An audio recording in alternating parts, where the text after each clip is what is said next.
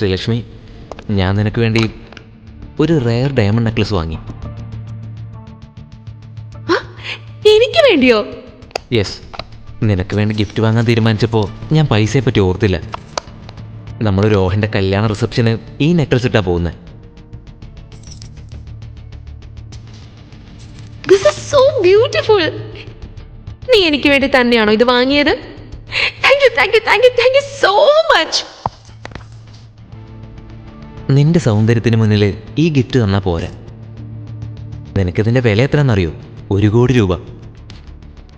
1 കോടി രൂപയോ? Yes. Really? Oh my God, this is so beautiful. This is so beautiful. നിനക്ക് എങ്ങനെ മനസ്സിലായി എനിക്ക് ഈ ഡയമണ്ട് നെക്ലേസ് ഇഷ്ടമാണെന്ന്? കല്യാണത്തിന് ഈ നെക്ലേസ് ഇട്ട് പോയാലുണ്ടല്ലോ, എല്ലാവരും എന്റെ പുറകെ നിന്ന് മാറില്ല. വലിയ സെലിബ്രിറ്റീസിനെ പോലെ ഞാൻ പാർട്ടിയിൽ ഷൈൻ ചെയ്യും. കമോൺ ശ്രീലക്ഷ്മി, നീ ഷൈൻ ചെയ്യുന്നത് കാണാൻ ഞാൻ കാത്തിരിക്കുക. ശരത്ത് ശ്രീലക്ഷ്മിയെ ഇംപ്രസ് ചെയ്യാൻ കിട്ടിയ അവസരം കൃത്യമായി ഉപയോഗിച്ചു. അത് നോക്കി നിൽക്കാൻ മാത്രമേ ഋഷിക്ക് കഴിഞ്ഞുള്ളൂ.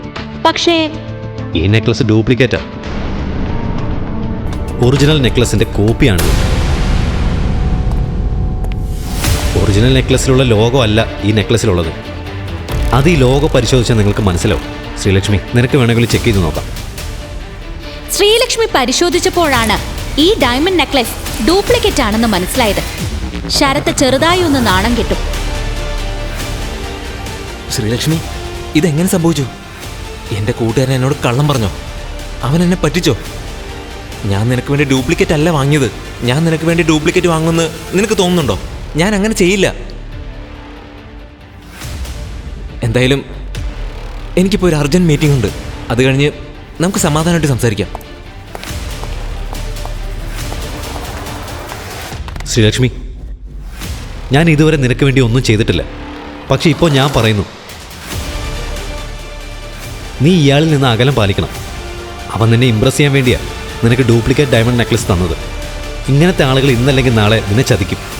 നിനക്ക് ഇഷ്ടമുള്ളതുപോലെ നീ ചെയ്യും. എന്തായാലും നിനക്ക് നിന്റെ ഒറിജിനൽ ഗിഫ്റ്റ് വാങ്ങി തരാൻ വേണ്ടി ഞാൻ പണിയെടുക്കും. നിനക്ക് വേണ്ടി ഇത് ഞാൻ കൊണ്ടുവരും. ഋഷി ഇങ്ങനെ പറഞ്ഞത് അവൾക്കൊരു ഷോക്കായി. ആദ്യമായിട്ടാണ് അവൻ ഇങ്ങനെ സംസാരിക്കുന്നത്. കല്യാണം കഴിഞ്ഞ് ഇത്രയും വർഷം കഴിഞ്ഞിട്ട് ആദ്യമായിട്ടാണ് ഋഷി എന്തുമാത്രം ആത്മാർത്ഥതയുള്ള വ്യക്തിയാണെന്ന് അവൾക്ക് മനസ്സിലായത്. ഈ വൃത്തികെട്ട ചതിയന്മാരിൽ നിന്നും രക്ഷിക്കാൻ വേണ്ടിയാണ് ഋഷി തന്റെ ഒപ്പം നടക്കുന്നതെന്ന് അവൾക്ക് മനസ്സിലായി. അന്ന് ആദ്യമായി അവൾ ഇങ്ങനെ ചിന്തിച്ചു, ഈശ്വര, പണമില്ലാത്തതിന്റെ പേരില് ഋഷിയെ ഞാൻ അകറ്റി നിർത്തിയത് മാപ്പർഹിക്കാത്ത തെറ്റാണല്ലോ. ശരത്ത് വെറൊരു ബിസിനസ് പാർട്ട്ണറാണ്, പണക്കാരനാണ്, സക്സസ്ഫുൾ ബിസിനസ്മാൻ ആണ്, നമ്മുടെ കമ്പനിയുടെ ഏറ്റവും വലിയ ഇൻവെസ്റ്റർ. ഋഷിയുടെ പെരുമാറ്റം കാരണം ശരത്ത് ഈ കമ്പനിയിൽ നിന്ന് ഇൻവെസ്റ്റ്മെന്റ് പിൻവലിച്ച പിന്നെ എന്താ സംഭവിക്കാൻ പോകുന്നത്? ഋഷിയുടെ സ്നേഹത്തിന് വേണ്ടി എന്റെ ഇത്രയും കാലത്തെ അധ്വാനം ഞാൻ കൊണ്ട് കടലിൽ കളയണോ? എനിക്ക് ഋഷിയുടെ ആവശ്യം ഇപ്പൊ ഇല്ല, പക്ഷേ ശരത്തിന്റെ ആവശ്യമുണ്ട്. ബിസിനസ് ലാഭത്തിനെ പറ്റി ചിന്തിച്ചപ്പോൾ ശ്രീലക്ഷ്മിക്ക് ഋഷിയെ ഒഴിവാക്കുന്നതാണ് നല്ലതെന്ന് തോന്നി. എടാ കോപ്പേ, നീ എന്താ നിന്നെ പറ്റി വിചാരിച്ചു വെച്ചിരിക്കുന്നത്? നിന്നെ ആര് ഇങ്ങോട്ടേക്ക് വിളിച്ചത്? നീ കാരണം എനിക്ക് എന്തൊക്കെയാ നഷ്ടപ്പെടാൻ പോകുന്നത്. ഞാൻ തെറ്റ് ചെയ്തു. നിന്നെപ്പോലെ ഒരുത്തനെ കല്യാണം കഴിച്ചു എന്ന തെറ്റ്. ഇനി നീ ഒരിക്കലും എന്റെ കാര്യത്തിൽ ഇടപെടരുത്. മര്യാദയ്ക്ക് ഇവിടെ നിന്ന് ഇറങ്ങിപ്പോടാ. Hey you, stop the. നീ ആരാണെന്ന് നിന്റെ വിചാരം? നീ വലിയ ഹീറോ ആണോ? എന്നാ കേട്ടോ, നീ വെറും സീറോയാ. എന്നെ എതിർത്ത് സംസാരിക്കാൻ നിനക്ക് എവിടുന്ന ധൈര്യം കിട്ടിയ? നിന്റെ കൂതർ ജിലേബിയേക്കാൾ കൊള്ളായിരുന്നു ഞാൻ കൊടുത്ത diamond necklace. One more thing, നിന്നെ പോലത്തെ ആൾക്കാർ സ്വന്തം യോഗ്യത സ്വയം മനസ്സിലാക്കണം. അല്ലാതെ ഇങ്ങനെ വലിഞ്ഞ് കയറി വരികയല്ല വേണ്ട. മര്യാദയ്ക്ക് വീട്ടിൽ പോയി അടുക്കളപ്പണി ചെയ്യടാ. ശരത്തിനോട് വഴക്കുണ്ടാക്കി ഹീറോയിസം കാണിക്കാൻ പറ്റുന്ന ഒരു മാനസികാവസ്ഥയിലായിരുന്നില്ല ഋഷി.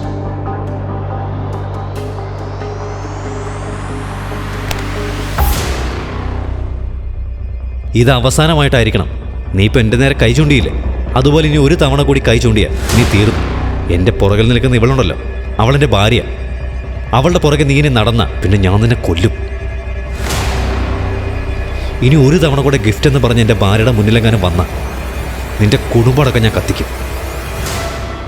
നീ നേരത്തെ ചൂണ്ടിയതുപോലെ എൻ്റെ നേരെ നീ കൈ ചൂണ്ടിയ പിന്നെ നീ ബാക്കിയുണ്ടാവില്ല.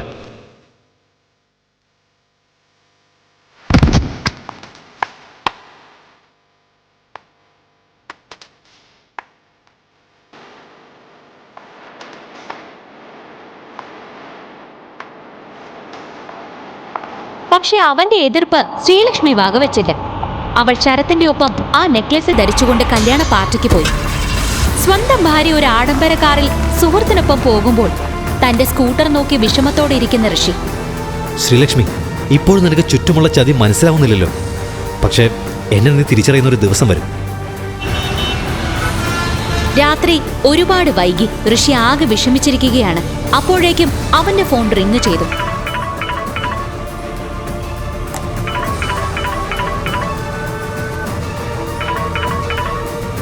എവിടെ പോയി കിടക്കൂടാ നീ? നിന്നെ ഞാൻ എത്ര തവണ വിളിച്ചു. നീ നിന്റെ അമ്മായച്ചന്റെ കണ്ണാടിയും കൊണ്ടുപോയി. എന്റെ കൂട്ടുകാരികള് നിന്നെ കുറെ ജോലി ഏൽപ്പിച്ചു. യാതൊന്നും ചെയ്തില്ല. നീ ഇതെവിടെയാ?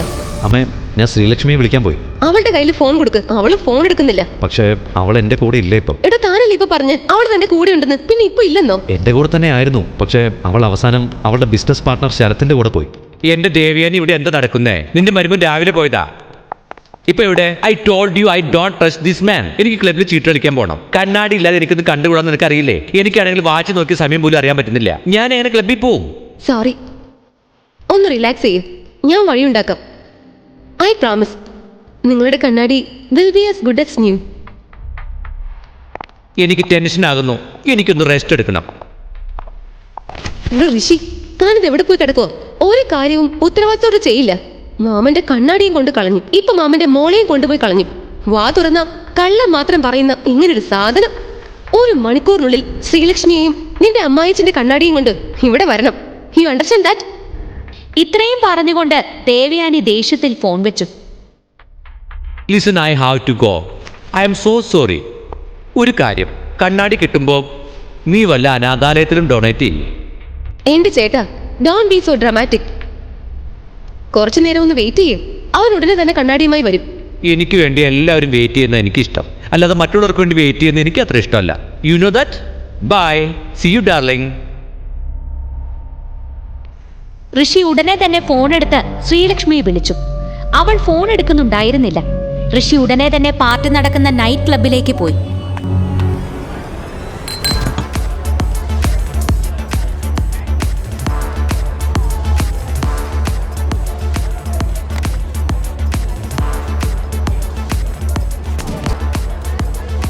അവൻ അവിടെ മുഴുവൻ പരതി നോക്കിയെങ്കിലും ശ്രീലക്ഷ്മിയെ കണ്ടില്ല.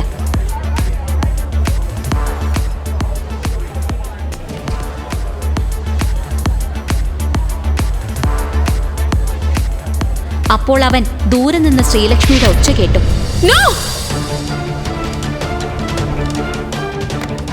പെട്ടെന്ന് ഋഷി ഒരു കാഴ്ച കണ്ടു. അവൻ ആ കാഴ്ച ഉൾക്കൊള്ളാൻ കഴിയുമായിരുന്നില്ല. അവൻ ഉടനെ തന്നെ തൊട്ടടുത്തിരിക്കുന്ന ബിയർ ബോട്ടിൽ പൊട്ടിച്ചു. ഇതുവരെ അപമാനിച്ചതിന് എല്ലാത്തിനോടുള്ള ഉത്തരം അവൻ ഉടനെ കൊടുക്കും. ഈ പ്രതികാരത്തിന്റെ കഥ നിങ്ങൾക്കറിയണമോ? എന്ത് കാഴ്ചയായിരുന്നു അവൻ അവിടെ കണ്ടത്? ഈ കഥ തുടർന്ന് കേൾക്കുന്നതിനായി ഇപ്പോൾ തന്നെ പോക്കറ്റ് FM ആപ്പ് ഇൻസ്റ്റാൾ ചെയ്യൂ. Link in description.